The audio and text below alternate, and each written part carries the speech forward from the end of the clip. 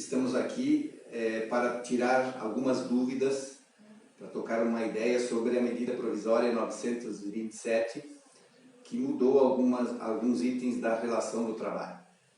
Eu vou falar sobre antecipação de férias, concessão de férias coletivas e também sobre diferimento do FGTS. A antecipação de férias o empregado que não tem férias vencidas, poderá a empresa, a critério do empregador, determinar uma antecipação de férias, com aviso de antecedência mínima de 48 horas. Esse aviso poderá ser presencial, por escrito, poderá ser via e-mail ou poderá ser via WhatsApp, desde que esses arquivos sejam guardados pela empresa para futura comprovação. O terço de férias, nesse caso, ele poderá ser pago no vencimento da férias, quando completar os 12 meses, ou juntamente com o 13º salário, novembro ou 20 de dezembro, na primeira ou na segunda parcela, a critério do empregador. Sobre esta questão, a antecipação de férias, muitas vezes o empregado tem um período de férias vencidas a gozar e outro período não. O que nós estamos aconselhando? Que esse período de férias que ele já adquiriu, um período talvez curto, vou dar um exemplo, um período de férias de 12 meses que ele teria direito já com férias vencidas. A empresa irá redigir essas férias, pagar no início do gozo das férias, um terço de férias juntamente com o salário dos 12 dias, e posteriormente você comunica com 48 horas de antecedência que ele irá novamente permanecer em férias antecipadas. Então, se o empregado goza os 12 dias de férias, que ele já tem direito, recebe esses 12 dias mais um terço no início do gozo das férias, e se a empresa resolver prorrogar esse período de férias, 48 horas antes de terminar esses 12 dias, ela terá que comunicar ao empregado que ele permanecerá em férias antecipadas por mais um período que pode ser indeterminado. Esse período de antecipação de férias não será pago um terço agora, somente depois, conforme eu relatei anteriormente. Férias coletivas. As férias coletivas, elas são pagas um terço de férias no início das férias. Então, ela deverá ser comunicada com 48 horas de antecedência, mesmos meios, né? Não precisa ser no mínimo 5 dias, como na antecipação de férias, você tem que dar no mínimo 5 dias para o empregado. Nesse caso de férias coletivas, não há necessidade de ser no mínimo 5 dias. Você pode dar 1, 2, 3 ou 4 dias. O quantos dias você quiser. E a comunicação também, 48 horas de antecedência, através presencial, e-mail ou WhatsApp, desde que você comprove. Mas nesse caso de férias coletivas, as férias serão pagas antecipadamente com um terço de férias normal. Outro item dessa medida provisória se refere ao diferimento do recolhimento do FGTS. Então, a competência março, que vence em abril, abril que vence em maio, maio que vence em julho, poderá ser parcelada a partir de julho em até 6 pagamentos sem acréscimos ou juros. Então, a competência março, abril e maio, a empresa poderá parcelar a partir de julho em até 6 vezes. Qualquer dúvida, estamos à disposição.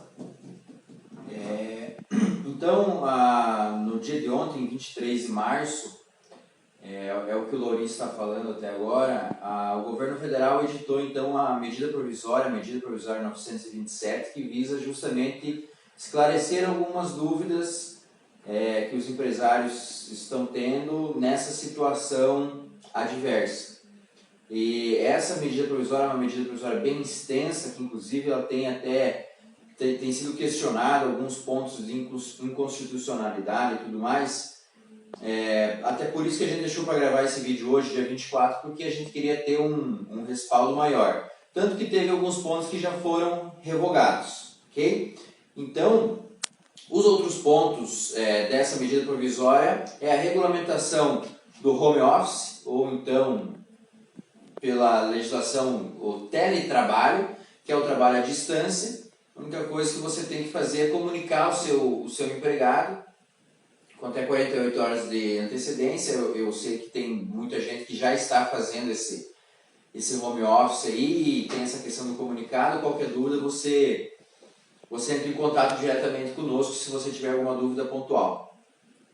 Então, regulamentou a questão do home office, também o aproveitamento ou antecipação dos feriados, né, que o empregador ele também, no nosso ponto de vista, ele deve se pegar tudo isso aqui, se planejar, olhar lá para frente, traçar um cenário aí otimista, pessimista, moderado, para ter aí já um planejamento do que fazer em cada um desses cenários. Se durar 15 dias, se durar 30 dias, se durar mais de 30 dias. Então eu tenho que ter pelo menos um plano de ação para cada cenário desse daí. Mas, se for o caso e você deseja antecipar os feriados, você pode antecipar. A única coisa que você tem que observar lá é que não pode ser um feriado religioso, certo? Tem que ser federal, estadual ou municipal. Outro item é o banco de horas. Então, que você tinha 6 meses para compensar o teu banco de horas, agora você tem, a partir do final da calamidade pública ou da emergência, que é 31 de dezembro, você tem 18 meses. Então, a partir de 1º de janeiro de 2021, 18 meses para frente eu tenho para compensar meu banco de horas, que antigamente era 6. Em relação à medicina do trabalho, então, hoje você tem até 60 dias após a calamidade pública, na verdade, o decreto feito é um decreto de situação de emergência e não de calamidade pública, né?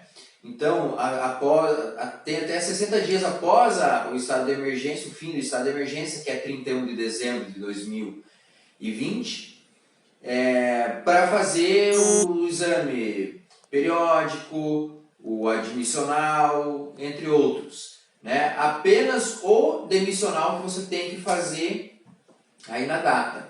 Aí a gente entra até em discussões de como é que eu vou então admitir o meu empregado e só lá na frente eu vou fazer o exame admissional. E se ele tiver um problema aí, alguma coisa nesse período, então a legislação ela dá as possibilidades, mas nós temos que analisar aí a aplicação de tudo isso para não incorrer também mais risco para a nossa empresa.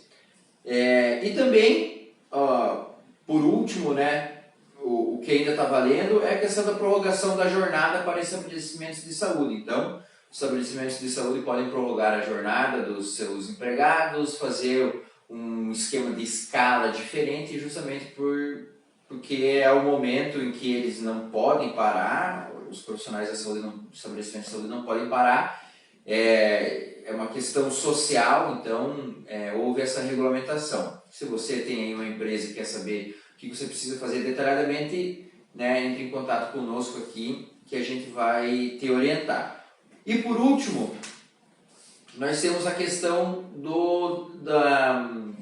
da suspensão do contrato de trabalho, que então dava aí uma possibilidade de suspender o contrato de trabalho do empregado por até 4 meses e a critério do empregador ele dá lá um auxílio, alimentação qualquer, um auxílio mensal lá de um valor que ele estipula para a sobrevivência aí do empregado. Porém, essa medida provisória ela foi de ontem ontem de manhã, né? E ontem de tarde mesmo essa parte já estava revogada. Até por isso a gente esperou para gravar esse vídeo aqui para ver se tinha mais alguma novidade. Então essa questão aí do auxílio, e daí você teria que dar uma qualificação, dar cursos para o empregado e tal, isso daí já foi revogado. E no nosso ponto de vista ainda tem muita modificação aqui, né? Primeiro porque é uma medida provisória, a medida provisória tem validade de 60 dias prorrogados por mais 60 dias. Então, se em 120 dias o Congresso não votar isso daí, ela perde a validade. Ah, mas e daí se eu já tomei minhas decisões? Não é retroativo. Então, o que você fez durante esse período de 120 dias, ele vai continuar valendo.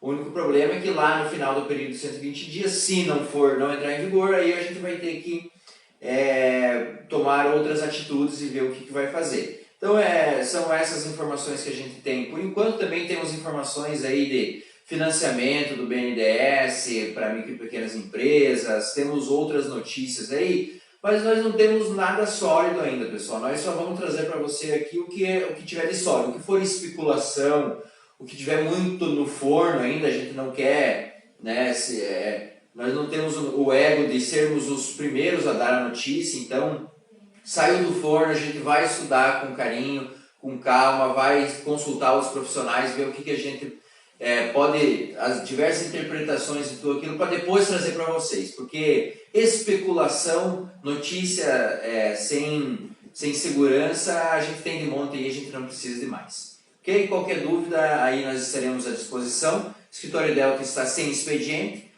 estamos trabalhando em home office, apenas para cumprir as obrigações, os prazos aí que a gente ainda tem, de folha de pagamento, de imposto de renda trimestral. Isso daí que não saiu nenhuma regulamentação ainda, a gente está cumprindo de casa na medida do possível.